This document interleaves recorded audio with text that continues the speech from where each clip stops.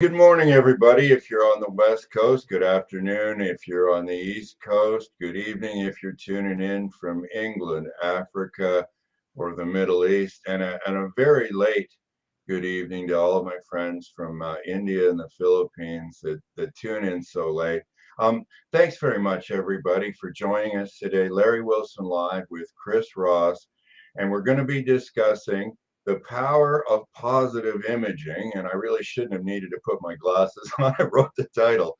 But Chris, thank you, first of all, very much for taking the time to join us. How you doing? I'm good, Larry. How are you doing? I'm doing all right. Are you in Alaska or are you working somewhere in the lower 48 today? Well, I've been on assignment for the last 5 months and two more to go, but today I'm taking a short break in Alaska and reacquainting myself with the snow, although it's melting fast. Yeah, I know you've been suffering through the weather in Southern California all winter long, Chris. Sure we all feel a lot of no sympathy for you with there's been a lot of wicked winter weather for sure in Canada and some of the northern states, even all along, yeah, down almost to Houston and Dallas sometimes. Yeah. um the power of positive messaging, everybody. The idea of doing this show with Chris came when years ago, like not too many, just before COVID, but Chris has been a consultant, senior consultant with Safe Start for years. But he's been involved with the training business and leadership, all kinds of things for a very long time. That's all I'm going to say, Chris. I'm not going to date you here. But I attended a session, and he's like, I think 22, 23 years in a row, speaking at the annual professional development conference, PDC, for the ASSP, which is in and of itself a tremendous record and string. But the one that I attended, he was talking about the power of positive messaging. And I'm not going to tell you the story exactly, but basically it has to do with something as trite as selling ice. So we're going to move on from this story into a number of positive reinforcement, and a few other real practical takeaways. But Chris, maybe if you want to just start off, I should remember to introduce CSP, professional engineer. There's a number of other initials after Chris's name, too many for really to go through them all, in terms of different certifications and master trainers for DDI, Zenger Miller. I mean, literally, like you've spent a career in training. I don't know if you actually got to spend any time engineering anything, Chris, with your first degree. Larry, between the training and instructing, so I spent 30 years managing people, and I've spent another decades in consulting with organizations.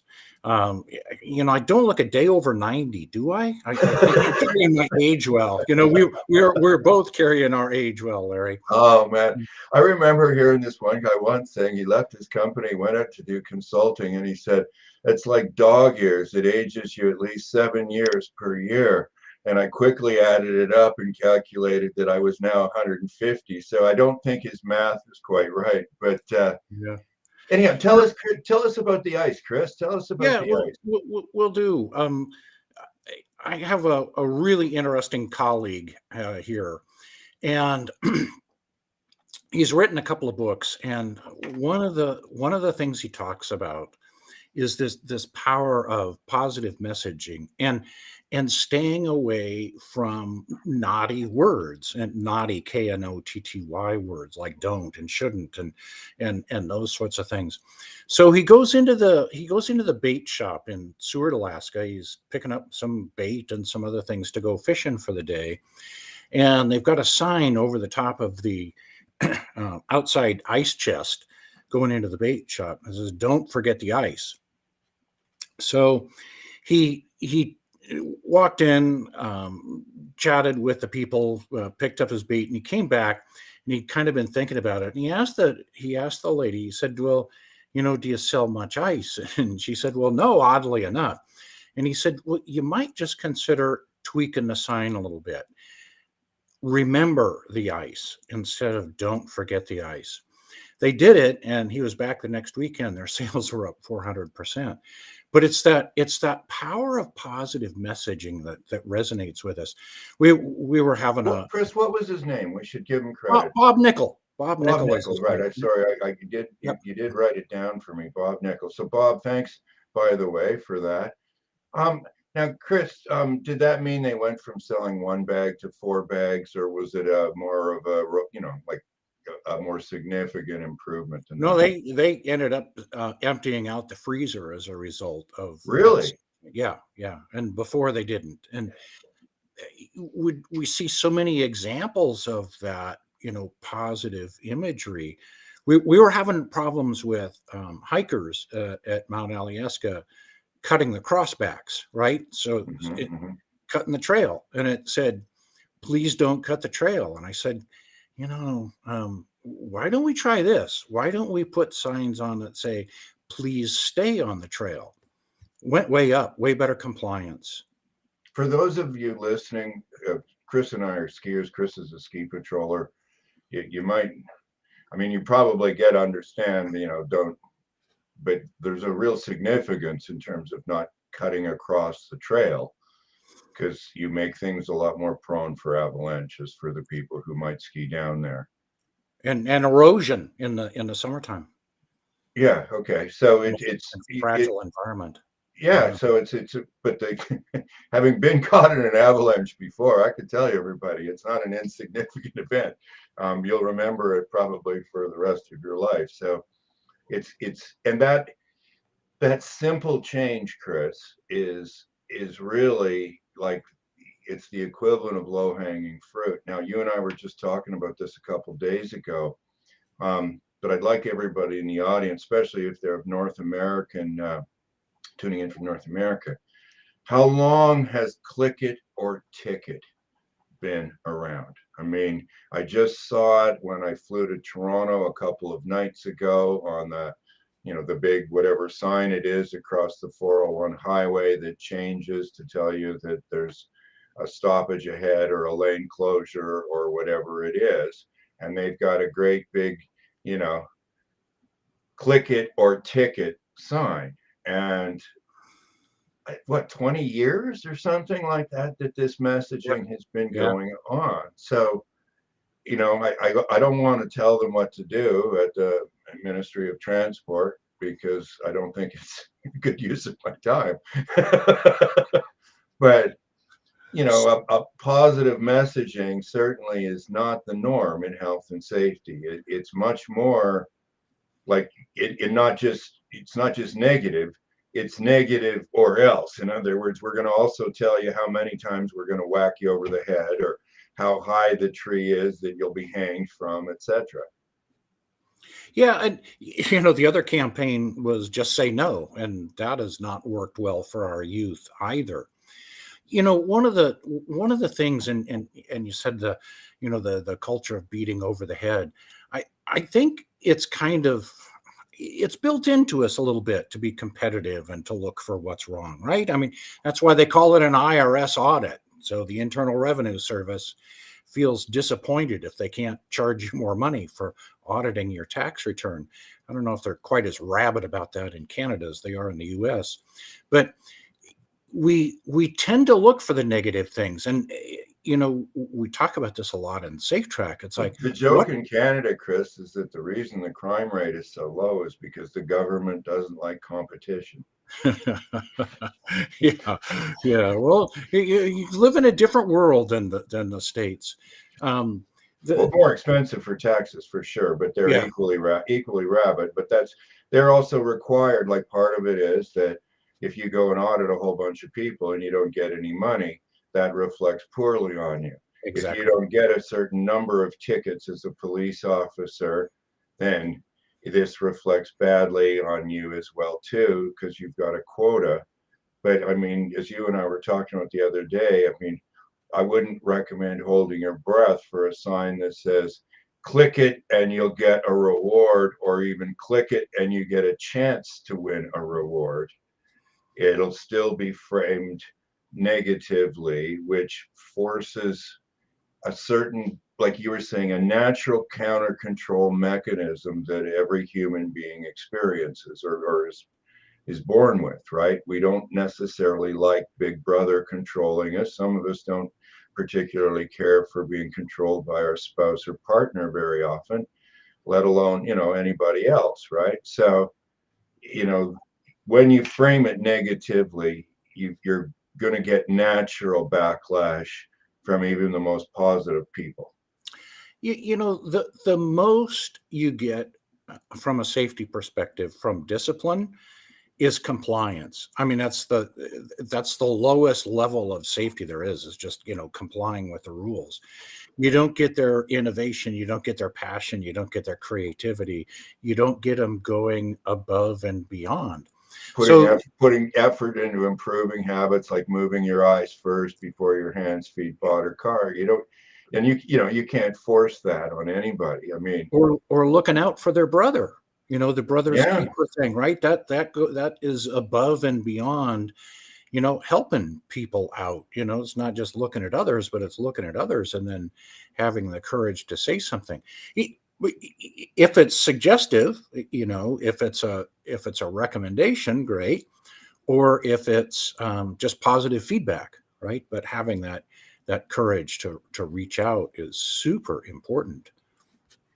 So even posting a simple sign on a fork truck that says, remember to do your trip checks, as opposed to don't forget to do your trip check, is likely going to improve things for virtually zero cost. I mean, I don't want to say zero cost. You got to print the stickers, I guess, but for what you and I were saying, low hanging fruit, I was almost thinking it's fruit on the ground. You don't even really have to go pick it off the tree. It's almost falling off, that you could take advantage of that. And look at the safety messaging you've got up around your facility, and just realize that for, virtually for free, you could And make it positive. yeah, and the conversations as well, Larry.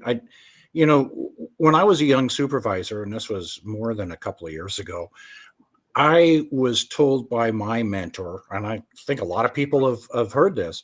Um, I should start out the day with 5 pennies in my left pocket. And every time I gave a piece of positive feedback to somebody, I could put the pennies over into my right pocket. So obviously, the objective was to go home with 5 pennies in your right pocket. I've been sharing that with supervisors for years, and I shared it with a guy we were doing safe lead in his plant. And I shared it with that concept with him. And then I came back a month later for the follow up visits. And I went into his office and I looked down and I kind of smiled. And he had 3 pennies on the left hand side of his computer and 2 pennies on the right side of his computer. And I smiled and I looked at him and he said, "See, I got 2 down. I just got 3 more to go today." And the thing that was cool about that is that he not only took that advice of giving positive feedback, but he realized we get so hung up in things, you kind of need to schedule it in. If you just rely on positive feedback to randomly occur, we get busy, we get hung up in things. And it's just like anything else that's important, is people have to schedule that, right? They have to put it on their to-do list. It's the same thing with doing a cert practice card. It's got to be on your to-do list or it fades Or away. an observation. I mean, I went through this, years ago when I was just doing traditional behavior-based safety observation and feedback processes. And I asked the management group on a follow-up visit to bring in their day planners. I mean, back then it was a pencil and paper type of thing, usually a Franklin sort of thing, if any of you remember those Franklin day planners. But and I said, can any of you show me where you've got an observation scheduled in the next month? And everybody just looked at me, and I said, well, don't you want to open up your books and see? And nobody wanted to open up their books because they knew there wasn't anything in there. And I said, so what's going to happen, you guys, is you're going to twig to an unsafe behavior or a rule violation, procedure violation that you see. and you're going to, because you're pressed for time, you're going to go talk to the person and you're going to fill out a card. But can you see now that that's not a random observation? It's not like you pick the fifth person or the seventh person you saw working, or at some places where I joke and say, just pick anybody you could find working in this whole Slack environment. But, just you lose the ability to go out there like a camera and just take a picture. So we can now look at percent safe with some reliability, because you guys are always twigging to an unsafe behavior. And I said, the long run of this is that actually nobody's going to want to talk to you after a while, right? Because you never talk to them about what they're doing right. But it's always when they're doing something that is a bit at risk, or not following all aspects of the procedure, or you don't have side shields or hearing protection on. I mean, it wouldn't typically be major things at this stage of the game, but it would still be negative, right? And so the first part of this show was to just try to get across to everybody that there was a lot of low-hanging fruit, just looking at the messaging that you've got out there. And I was about to say, don't use the words, don't, not, the no, shouldn't, and so on. But remember to change the words so that they're framed positively, and just see if you get any benefit from it. And the benefit doesn't have to be big, right? You didn't have to make much of an effort. But if we could, Chris, let's sort of move into what I think is much more of an issue in terms of practical takeaways for supervisors or for safety people. And that is this whole realm or domain of effective positive reinforcement. And you already mentioned one category already, when somebody went above and beyond the call of duty, like they cleaned up a spill that they didn't make. And hopefully most supervisors would know enough to say thank you. Otherwise, the next time the person's confronted with that opportunity, they may say, why bother? Nobody notices, nobody cares, and it wasn't my spill. There's another at the bottom end where you see somebody doing something at risk, like I was saying, the supervisor's twigging to that, and knowing that they need to go over and address the unsafe behavior. But to maybe, and I know the sandwich comes to mind here, and there's lots of debates about the sandwich, and what's in the middle there. You're doing great, but this, and then all everybody remembers is the but. But obviously you've got to at least balance it slightly at the bottom, where somebody is doing something that is substandard, whether that's production quality, etc. But the third one, and you can talk about these first two, and then let's get to the meat of the third one. The person who is at standard, who is doing the job that he or she is being paid to do. They show up to work on time, they leave work on time.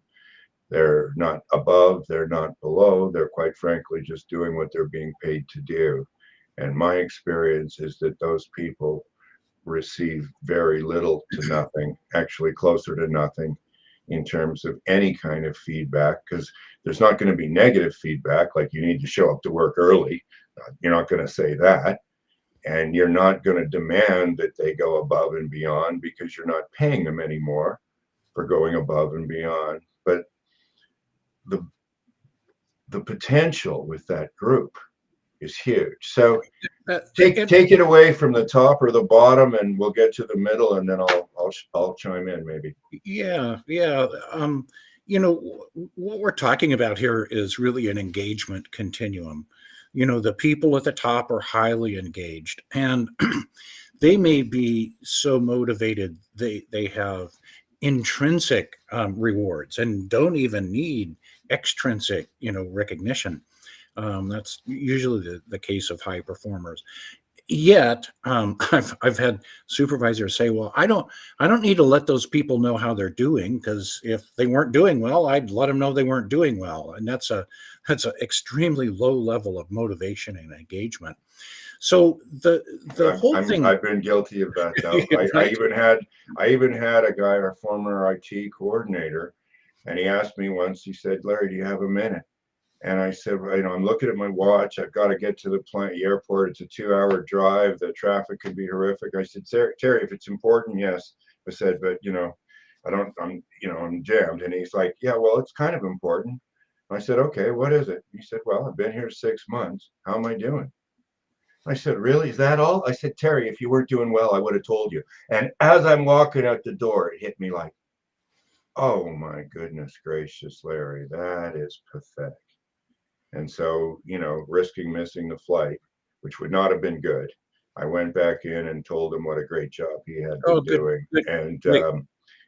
said, I'm sorry. And I realized that, you're probably not alone here. There's probably a whole bunch of folks who live in feedback limbo land wondering, does His Highness approve of me? Really. I mean, I know I'm exaggerating it, but um, Yeah, and it's not, that whole thing about letting people know where they stand is not about, and to the middle people as well, it's not about giving gratuitous feedback. I mean, if you take the approach of positive messaging, there is good in all organizations and there is good in all people, and we sometimes tend to distrust their motives. um, for instance, if somebody will go to the bottom end of the scale has a rule violation, we often jump to blame and fault finding as opposed to just finding out what is going on. And we know, and you and I have seen thousands of examples of this, where those human factors just get in the way of decision making. And people don't have that great coping mechanism for it. I mean, in Safe Start, we talk about using critical error reduction techniques. In Safe Lead, we talk about activating that individual learning loop. And so that's what we want to do is transfer their ability to make better decision uh, up to them, right? We want to give them the tools, they can get better. But at the same time, there are so many positive aspects of human factors that allow us to do good work. So recognizing pride and skill and those sorts of things, for anyone is super important. So the top, the top, as you mentioned, kind of takes care of itself. The bottom, I was a big fan of Jack Welch, and he told his managers, "Your job is to rate, rank, and reduce the bottom 10%." There's, the bottom dwellers, fortunately, is a really small number in organizations. And so you're just trying to do damage control with that. But you are right, Larry, and that's really where I think we ought to spend some time, is in the middle, because it's in the middle that offers your greatest opportunities to move people just a notch up, find out what motivates them, and deliver that to them. So for some people it might be public recognition, for other people it might be private recognition, but the whole thing is that recognition has to be delivered by the frontline supervisor. That's why all of this is just so important, to have supervisors with the skills to do that. We know they don't always have the skills. Oftentimes they're knighted from the floor, right? well, the couple points, Chris. You make so many that if I miss some of them, my apologies. But the one thing about the folks that are, if you will, at risk, could be as much as a rule violation. It could be a procedure, a personal protective equipment standard shortcoming, like, for instance, is that even ergonomics, like, I've what I've tried to get people to do in the observations is to recognize that there's two modes that people work in.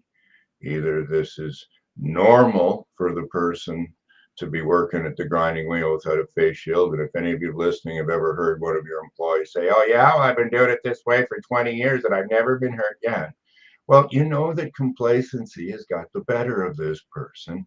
And you can talk about the critical error reduction techniques that help to either compensate for or fight complacency directly, right? Like getting him to think about, I know you've never been hurt, but what about the time where you told me that tool bit embedded itself in the wall behind you? Like, even if that just hit you in the teeth, what would happen compared to like, what if it hit you in the throat? Get them to think about, well, wait a minute, there have been instances where I've been just lucky. But on the other side, where somebody is making an exception today, and we've all heard this, but he's a good worker, Larry. He's got a good attitude. He's been in the safety committee. I have no idea why he went into that area without locking it out, but now he's not here, or he's permanent, it's an irreversible injury. And it just doesn't make sense. Like, it sort of makes intuitive sense with somebody who has a bad attitude, doesn't follow rules and procedures, and gets hurt. It sort of seems sort of linear. But when you've got somebody who's always been, if you will, on your side, you don't recognize that we all make exceptions because of rushing, frustration, and fatigue. Every one of us does. And the joke I use all the time is, we know what the posted speed limit is. There's lots of signs. Most of us have our own speed limit, which is slightly higher, but every one of us has exceeded our own speed limit when we were in enough of a rush. So people don't just break government rules or company rules. We'll all break our own rules if there's enough rushing or frustration combined with a certain baseline level of complacency there, right? That's everybody. That's not good attitude, bad attitude, good employee, bad employee. That's everybody. So learn how to triangulate your discussion so that it's talking about the states that are causing the behavior versus making it personal. You're stubborn, you're too lazy to go get the face shield, whatever it is. Um, I've And heard idiot. I've heard idiot from some managers before too, and I'm looking at them going, "So you hired an idiot?" Well, if you hired an idiot, who's really the idiot, right? Because you hired him.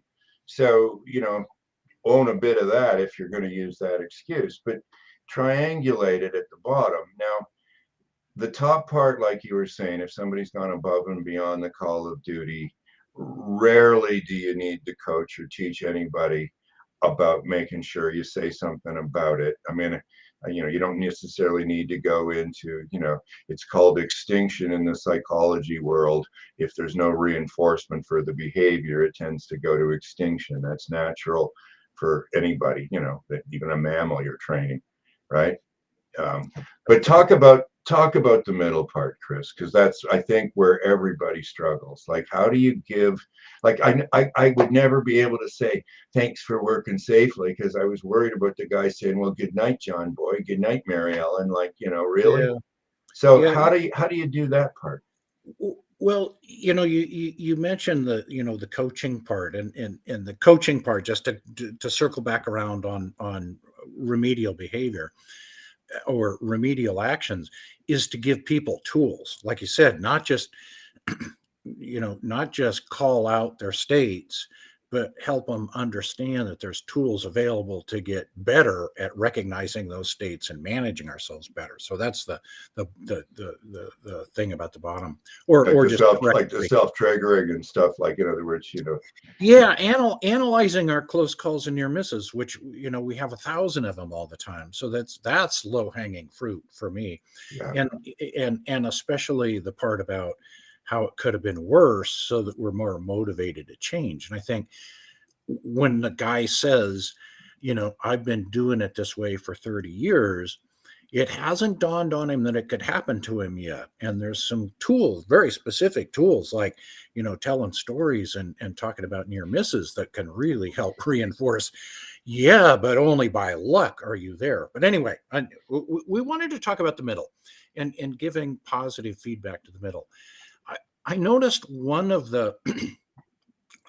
our viewers was kind of talking about, this has to be would it be helpful if this was a cultural norm? And the answer is yes. If the organization expects, this positive imagery and positive feedback, and they are in a state of continuous improvement, then it opens up the door to that trust and communication and giving positive feedback. So let me say, and I want to say this a couple of times, the climate of an organization has changed one conversation at a time, right?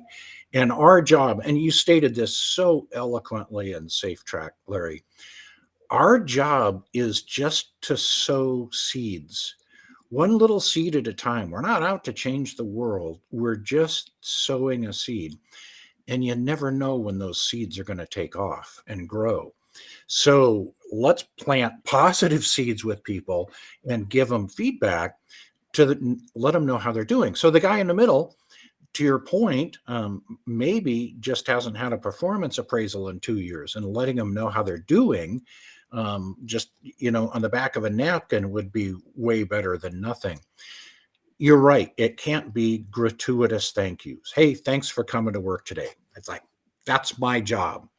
But hey, I noticed you did 4 hours of overtime today. Hey, thanks for doing that. Somebody's wearing their safety glasses. That's above and beyond though. So like I said, that's easy. Like if they are actually leaving on time, it's not the same opportunity. But if they're wearing their seatbelt, carry on. That would.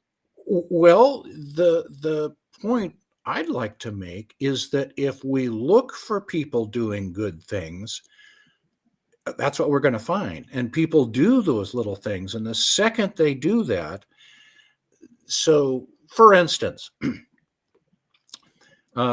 excellent, top quality fork truck driver does not look back every time they back up. You with me? They may do it 98% of the time, but there's going to be a couple of times that they back up without looking.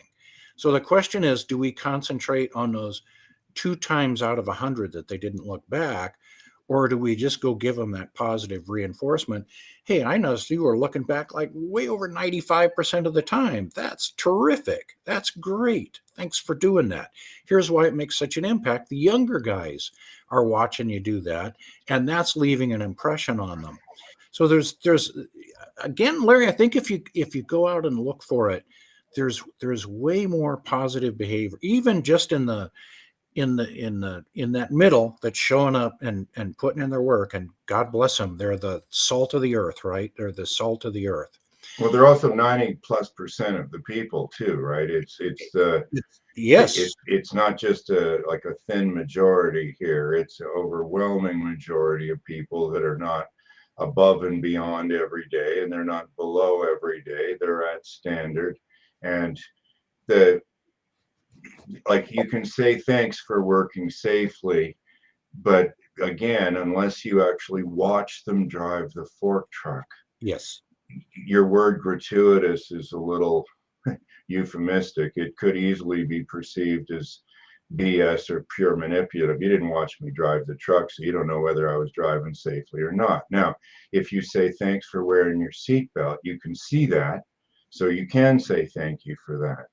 But one of the things I've said to people over and over is if you want to give meaningful positive reinforcement for ongoing safe behaviors like eyes on task, looking before you move, things like that, you actually, even honking the horn before you back up and looking over your shoulder on the fork truck, you have to watch the you person have to do see it, or else you have to put everybody on video camera. So you may not like being observed, but compared to having a big brother over your shoulder with a video camera, most people would take their chances with the observations, and as long as they're perceived positively. But I used to try to, like you were saying, Chris, I used to tell people, hey, if your expectation is that you're going to go out and save somebody's life on an observation, I've made 4,000 or 5,000 safety observations, and it's happened 3 times. 3 times where I could walk away saying, wow, like I could have died right there. If somebody had hit the ladder he was on with a fork truck, he would have fallen 40 feet to the concrete, and chances are he wouldn't have made it. But at those opportunities compared to the opportunities to say thank you for doing what you're doing are really, like they're insignificant. Now I'll give not the corporate folks, but the people at the plant level at DuPont, Norm McLean, to be exact, at the nylon plant in Kingston said, what you need to do, Larry, is you need to be able to engage the person in a meaningful conversation. And then you say, thanks for your time. Everybody's time is valuable. And as long as, you can literally say, seriously, honestly, thanks for your time, thanks for your ideas, thanks for your input, it's genuine and the people will appreciate it. And when my brother brought in Rate Your State that he found, I believe, at a forest products company in Washington State somewhere, and said, we need to bring this in. I really liked it because the communication skills required for a safety observation weren't in everybody's toolbox. Like, it's a difficult conversation to have. A lot of supervisors, like you were saying, got knighted. So, their communication skills weren't part of the issue. They were the best welder or the best pipe fitter. But everybody can do Rate Your State. So maybe you could just talk a bit about that and how easy it is, because you do Well, yeah, hundreds of days of Rate Your State training. yeah. It all goes back to developing a comfort level in talking with people. So just like Safe Track, only a small percentage of the value is the data of itself. The tremendous value is the conversation, and Yes. that's the same with Rate Your State. And it simply involves, it starts with supervisor to worker and then ends up peer to peer. But they go up and engage with somebody and talk to them about their states and talk to them about what potential errors they could make. And the interesting It's thing, on a it's on a scale, like you just asked, on a scale of 0 to 10. How much yeah, rushing, how much, frustration, fatigue, and complacency have you had to deal with so far today? It's right? And then ask, and as a result, well, you scored pretty high on frustration or pretty high on complacency, whatever the high scoring was.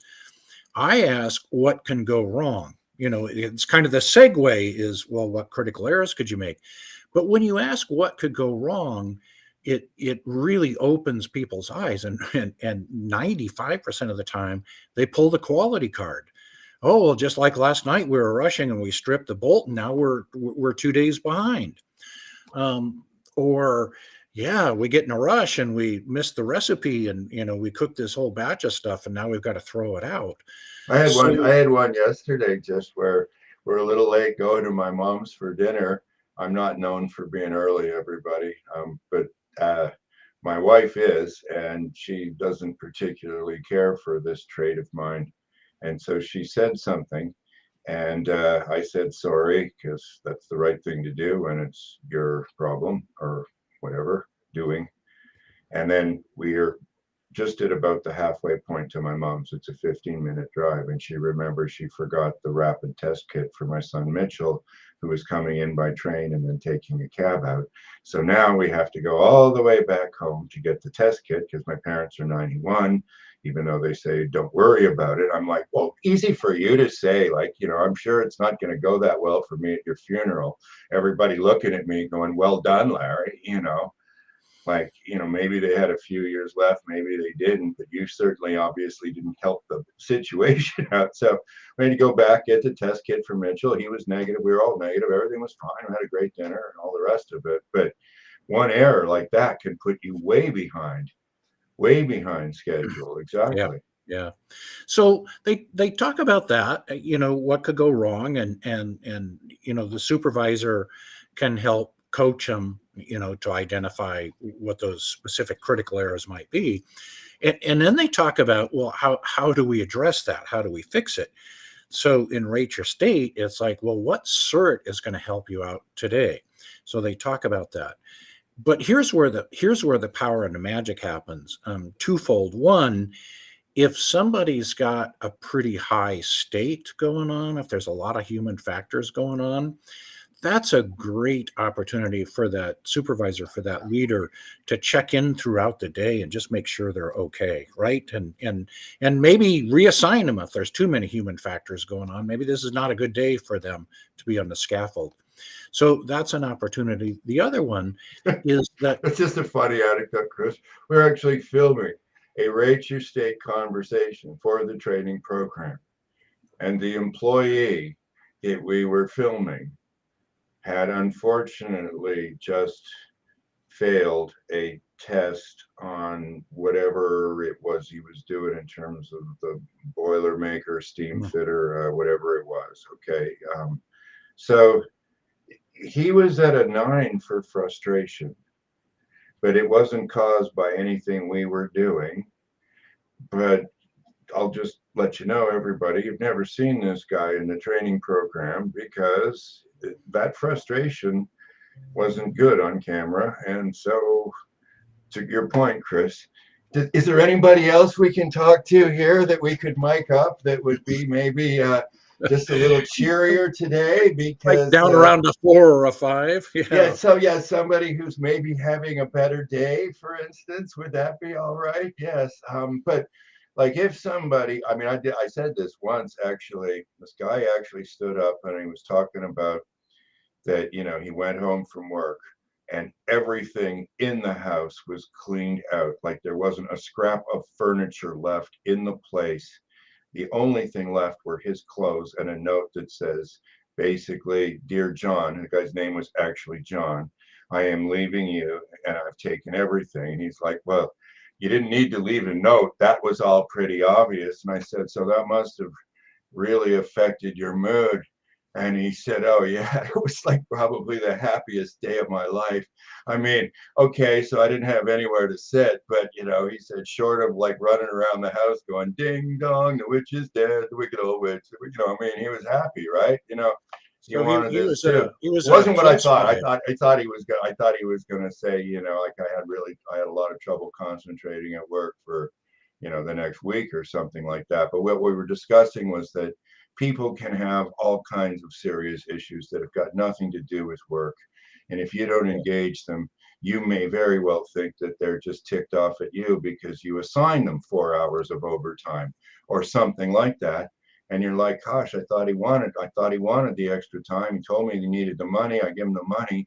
And he doesn't even say thank you. He just basically shrugs his shoulders and walks away. And you're like, what did I do wrong? Well, you didn't do anything wrong, but maybe his kid's really sick or something. I don't know. Like you need to find out what's going Yeah. on. Yeah, and a good supervisor does. They know their people pretty darn well, and they can see that. The magic in the rate your state conversation for me comes at the end. So we go through the process, they rate their state, they talk about what could go wrong, they talk about what critical errors, they talk about what certs, and then we ask them a couple of questions. And these questions, gosh, we've got this huge library of questions to draw from that are engaging, open-ended questions. And Yeah. those questions get people talking. And you're getting them to talk about the most important person in the world to them. And that in and of itself is totally engaging. And once they understand your motive is to listen to them, not fix them or judge them, that's just a positive encounter. It's a super positive encounter.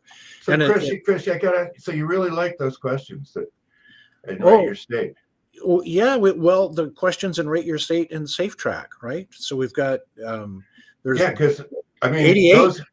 those are all of those questions are like, yes, I wrote them down, okay, but all of them were questions that I had learned from people that I went out with on observations. I mean, I thought a few of them up myself, but not all 88, that did a good job of getting people to think and getting them engaged. Like my favorite one was, if you could win $1,000 for telling Yeah, me where the I love next serious injury was that. going to come from. I Yeah, don't want to know who, but I want to know what shift and I want to know where. And that question was for me better than gold. It was platinum. I mean, you could almost see well, the you wheels watch their cranking in their eyes. head. Yeah. Yeah, their eyes creep. And questions like, what's the worst near miss you've seen? Or That was and my second favorite. What's the worst close call you've ever seen or experienced here? and Yeah. and it can be away from the plant as well, right? Because that the whole concept here that we're talking about, all these skills we're talking about, they apply at home as much or more than at work in terms of giving positive feedback to people. My gosh, with your kids and your spouse, giving positive feedback is a really important thing to do, right? That 5-to-1 ratio becomes very important. And also practicing our active listening skills when we ask those questions, to not prejudge what we think the answer are, but just let that person talk. It's incredibly powerful for people. And they, oftentimes at the beginning, they mistrust your motives. It's like, well, why are you talking to me?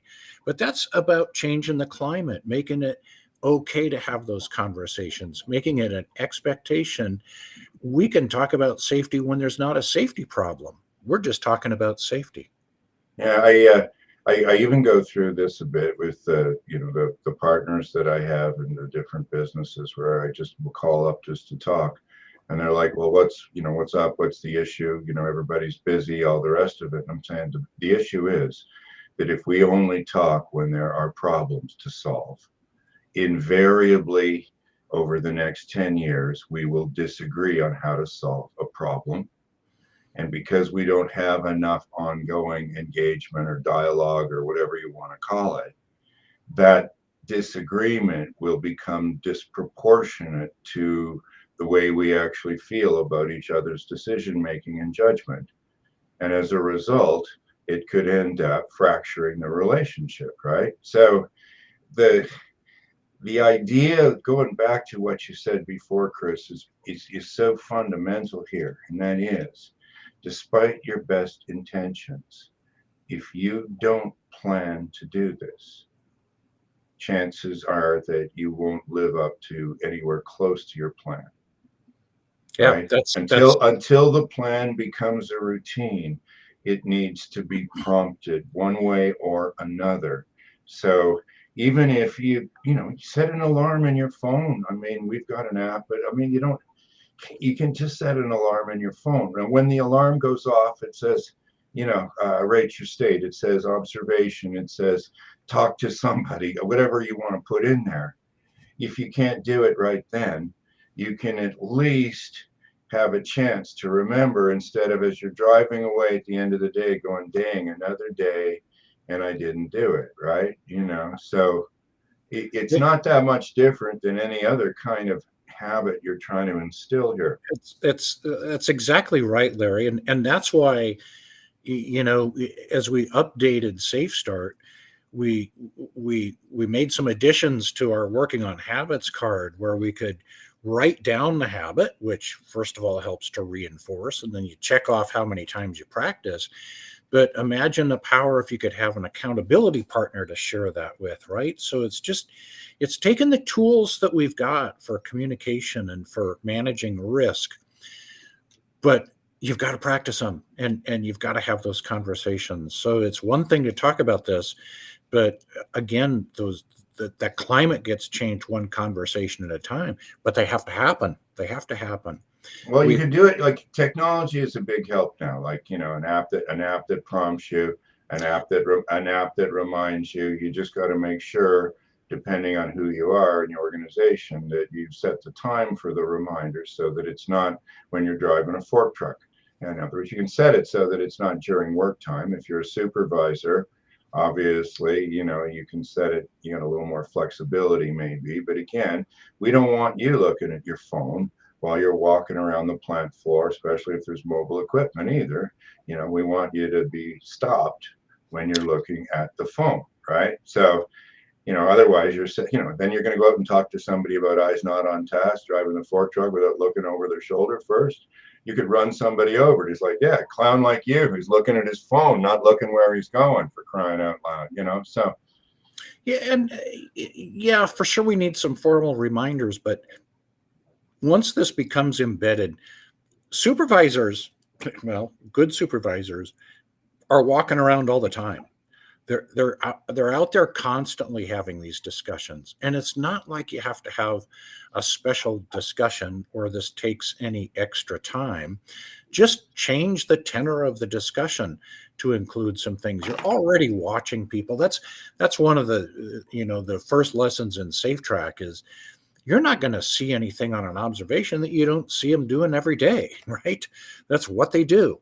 And so if they are, back to Safe Track, committing a rule violation or something unsafe, this isn't the first time they've done it. They've been doing it all along.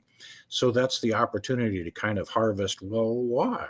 What's going on? What is the things in our culture that allow that? Or what are the things in your personal your personal DNA, which is in other words your human factors or your tolerance for risk that allows that to happen. But those conversations, even just engaging people and going out and asking questions, doesn't have to be a formal rate your state. It doesn't have to be a Safe Track observation. It can just be about going out and having conversations with people, and that just develops that trust and engagement, and it lets people know that their opinions are valued, and that's pretty important, right? Well, my mother told me that my grandfather, when he was vice president of Dominion Rubber, knew all, I don't know if it's 640 or 1,640 employees. He knew their families, their children, all by name. And he did this by walking the floor every day. And he never knew Gemba Walk.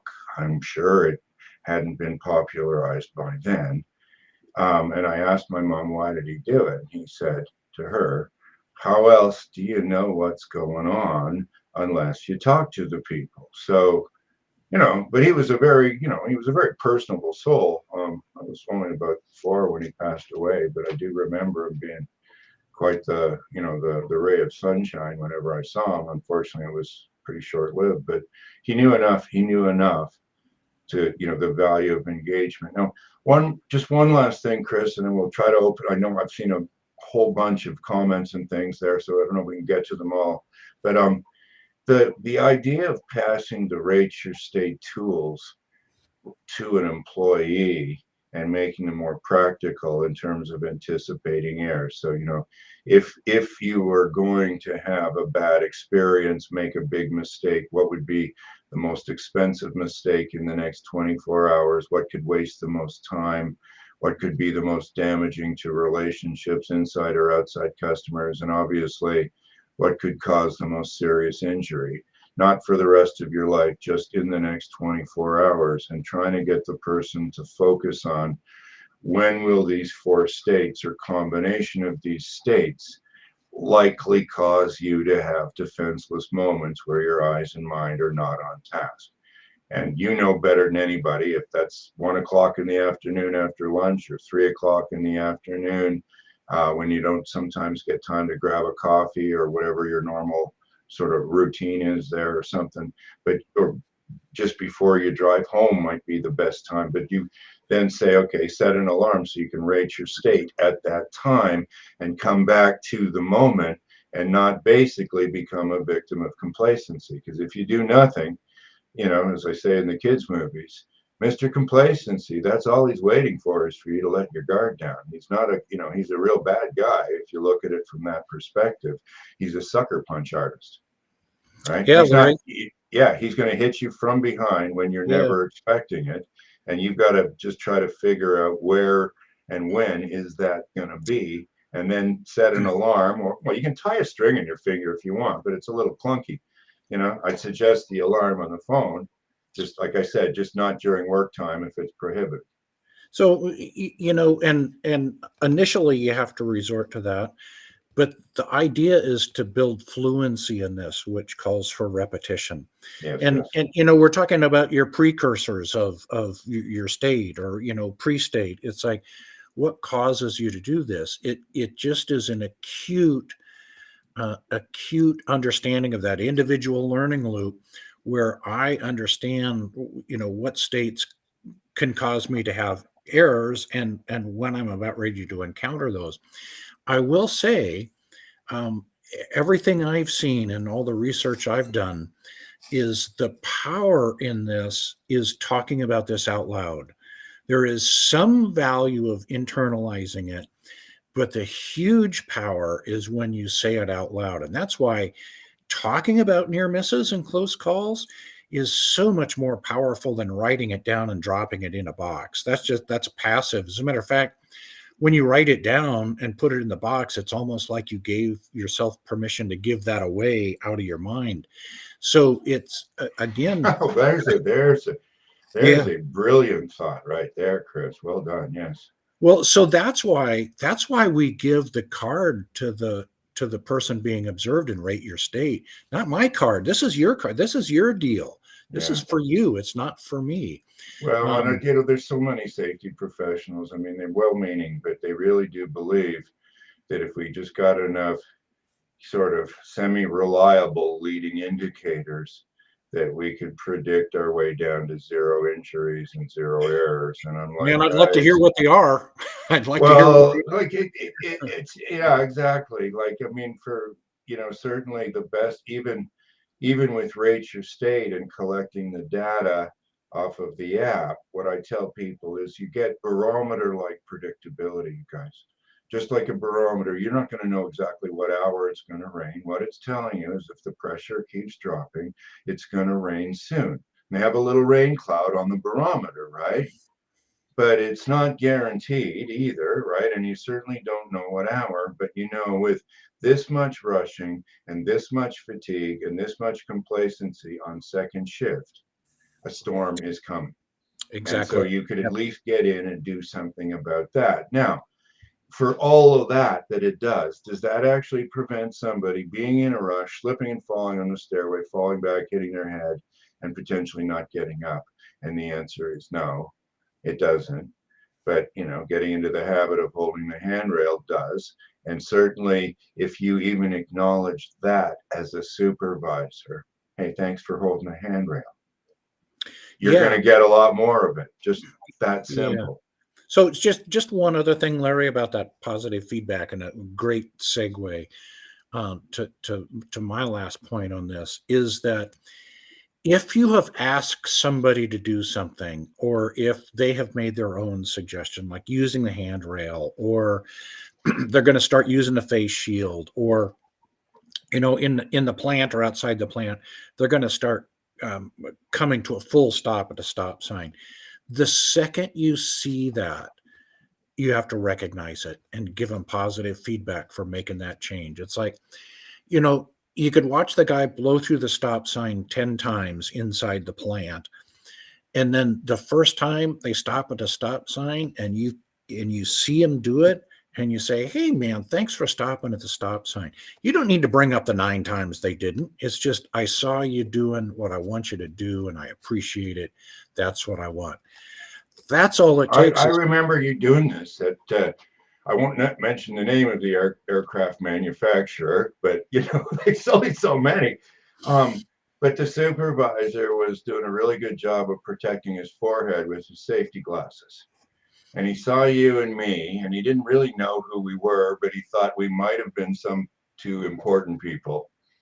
We we weren't. are important people, Yeah, Larry. well, we are, but Not to him. not, well, I'm sure once he found out who we were, nothing would have changed. But he put his safety glasses on properly, and you just looked at him and said, "Hey, thanks." That was it. But he smiled, right? And the rest of the 2 days that we were there, he was wearing his safety glasses. Yeah. Yeah. Now he may have been the only person. He didn't necessarily transfer to his crew, as I saw.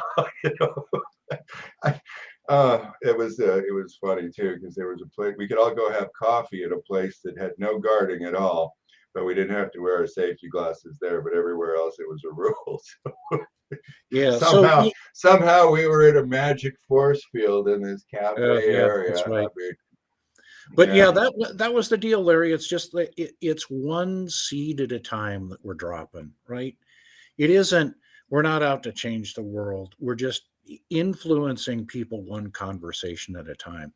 And we talk about gratuitous. It's gratuitous if your heart's not into it. But if you genuinely appreciate what somebody does, they see that more than stumbling over the words, right? It's the intention is everything. Yeah, very, very true. And I think, when you talk about culture, the analogy I try to get people to say is that changing the culture is like being in a boat when the tide is rising. You're not going to feel it like you feel going up a flight of stairs.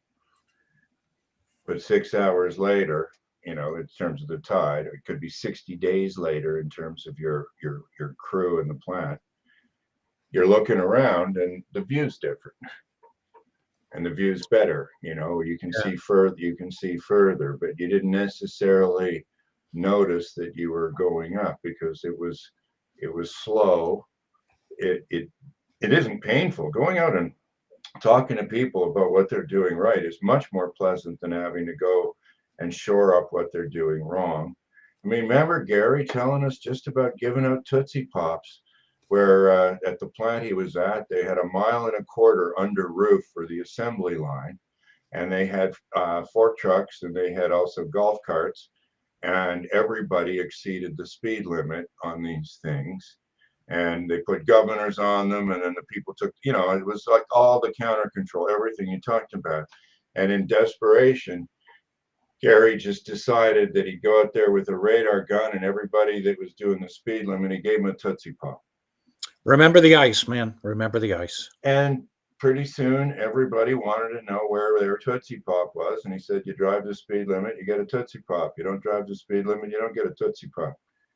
And I can't imagine any of these guys at this facility, because I know, quite frankly, how much money they made, were incapable of buying their own Tootsie Pops, or going all out and getting a real candy bar if that's what they wanted. They had plenty of money, but they all slowed down just for a Tootsie Pop. So could you comment? I'm not asking you to be definitive on this, Chris, and I know we're out of time and all, but um, what about the backing up the positive reinforcement in the conversation with something tangible? And how do you view that? And for all the folks tuning in from some of the countries where, quite frankly, giving somebody a $10 travel mug, which likely won't get you a whole heck of a lot in North America in terms of is $10 more than they've ever gotten, and they're not going to, like, there's no way that this is cost effective in some of these places. So,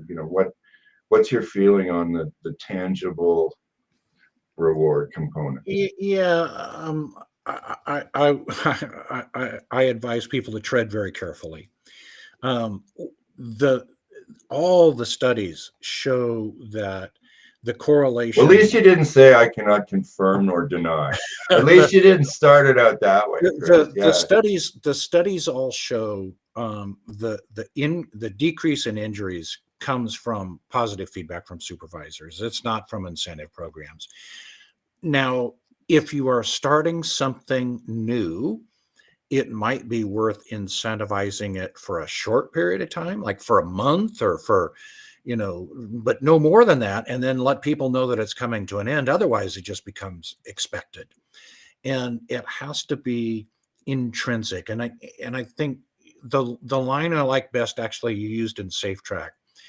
If these observations are a good value, if these conversations are a good value to the participants, you don't need to prop it up. It just keeps going like a little Energizer bunny. That was your exact quote. And you don't need to prop it up with a lot of incentives. And incentives, like you said, to one person, they may need a coffee cup. I have 40 of them. It has no value for me. So if you are going to give some incentive, it needs to create value for the beholder. I will say I was at a plant not too long ago. They did a very similar thing, but with a durable Tootsie Pop. If you saw someone doing something safe, you could give them this coin, and these coins were highly coveted. These coins had value in the commissary or the company store, but nobody ever turned them in or cashed them in because it was so highly prized to get a coin. So people would go out of their way to try to get these coins and give them away, but they never got cashed in. So they created this currency of high value, low dollar, I guess, right? It was really, I thought that's the perfect way to run an incentive program where people just want that praise, they want that recognition. Um, you talk about incentives, and my Well, question we was had, always, Chris, remember we did, I can't remember exactly if we're still doing it or not, but I remember we used to give out at the trainer certification workshops a silver coin for the person who had the best story. And then we would tell them there's another one for whoever has the best story tomorrow. And not only when I was giving the coin to people did I say congratulations, I said use this as a reminder not to get tired of your best story. It tends to be like a really funny joke. There's nothing wrong with the joke. You just got tired of telling it, so you don't tell it anymore. But it was funny to whoever you told it to, and they always laughed. You just quit. You just quit doing it, right? yeah, So use that as also a reminder of the good behavior as well too. But then they can go home and they go back to their plan and they've got this coin, which you're right, will never cash in, just to remind them that, hey, I did well for this. But let me tell you, the quality of stories you got from day two, once people saw that silver coin, also were a lot different than if we had have given them, say, you get an extra travel mug, right? Something that, or a ball you know, cap. well, yeah, I mean, although I thought the ball caps were cool, but anyhow, you know what I mean? Like, that's the whole problem is that, like, as you said, it's all in the eye of the beholder, right? Like, Exactly. Right. like, and if you don't really want this or you don't like that, then here's a ball cap for my kid. Well, so what, right? He's Well, got lots. yeah, and we the other day when we were chatting, we talked about Herzberg and his hygiene theory about motivators, and what might be a motivator for one person is a detractor to somebody else, and they're just offended by it. Well, When I public was speaking, for instance, you get up and I want you to share your idea with the whole plant, and you've got somebody like my wife who's like, no, I'm not doing that. And then you've got somebody who's not averse to public speaking, where that's actually great recognition, right? I did see the thing up, Mike, the one about the oh gosh, it was I believe from one of our Morality. Yeah, hi Morality, by the way. Does it not depend on the current maturity level of the organization, where only compliance is seen as the task? How would you see positive messaging serving the purpose? We've talked all around that, Chris. I don't know if you want to just try to well, definitively nail that one down, but yeah, so the culture or the climate is set by the leader. And so the leader has to have the vision of where we are going with this. So that's the first positive message. As a result of our efforts, whatever our efforts are, safety, health, quality, production, this is our desired outcome. So that's a vision statement from the leader. And so that is leading with an expectation that this becomes a norm of building trust and communication. So absolutely, that's a part of the climate.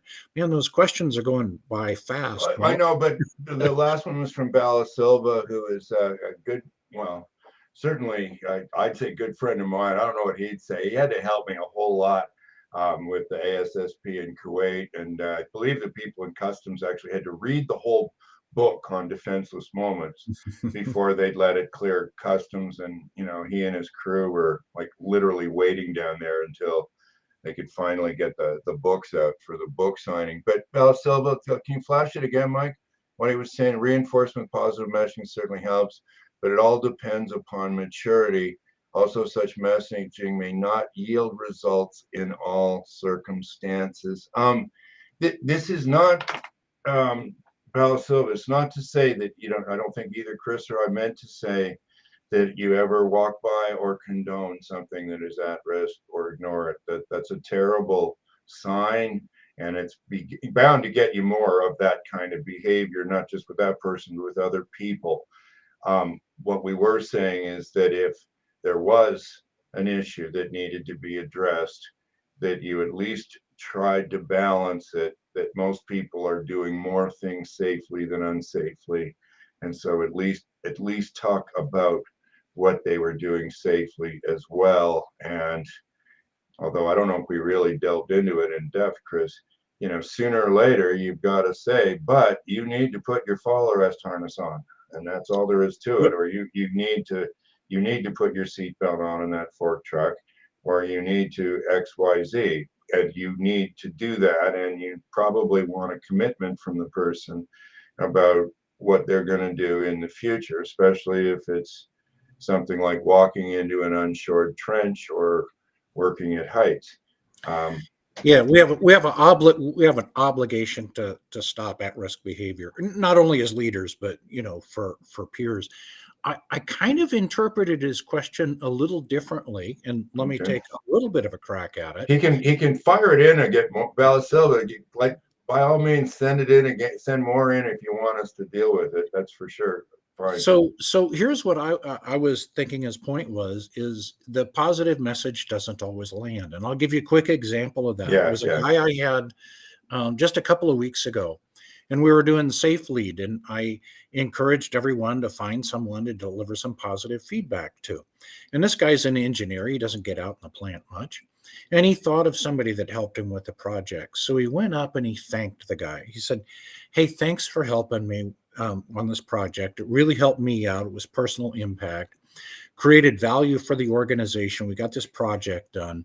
I appreciate it." And the guy said, why are you telling me this? I was just doing my job.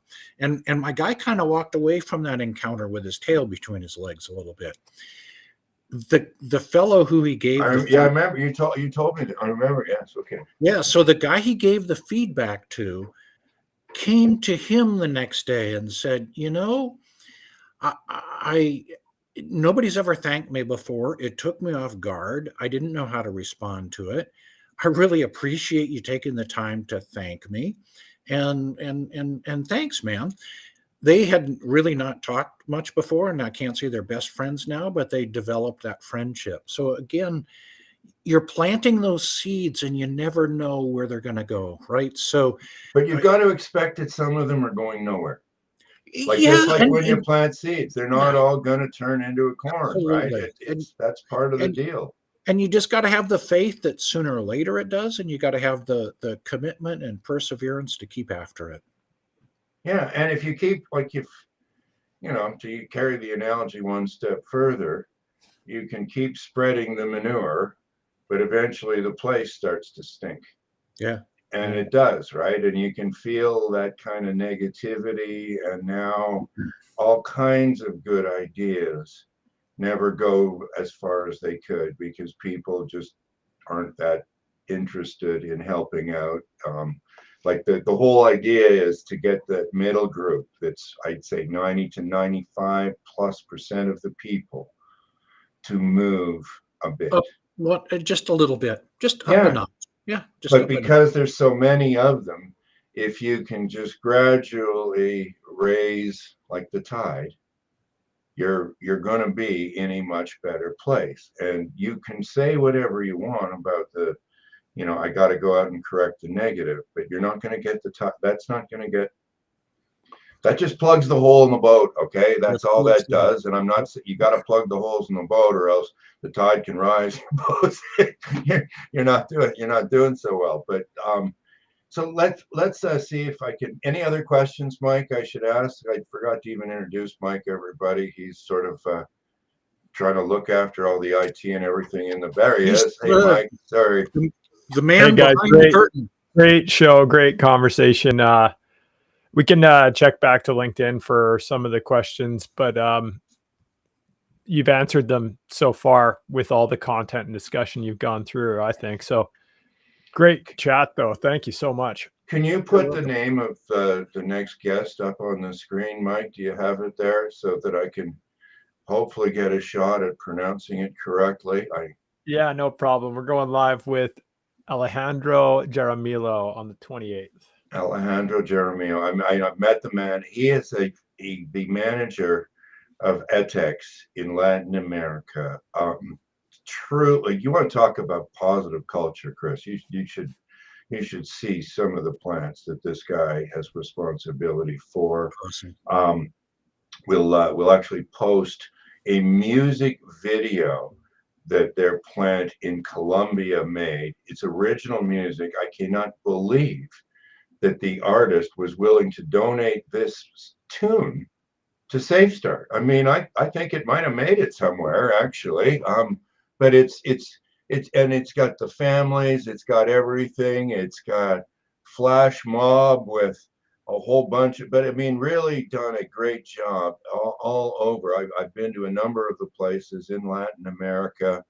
I still can't speak Spanish, which is really inexcusable after all these years, but nevertheless, unbelievable. Really, really, in terms of following up this show with, here's an example of how you get an incredibly positive culture in a fairly difficult environment too, right? You look at what you see for safety on the roadways in a lot of these countries, and you start thinking about, this is the environment they live in, and you're trying to create literally zero harm inside these four walls.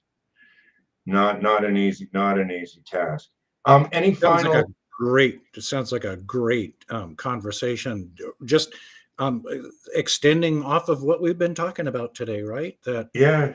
How to lead with a positive message, and how to create engagement and trust and communication in the organization, and that's what it's all about, right? Is just a step at a time.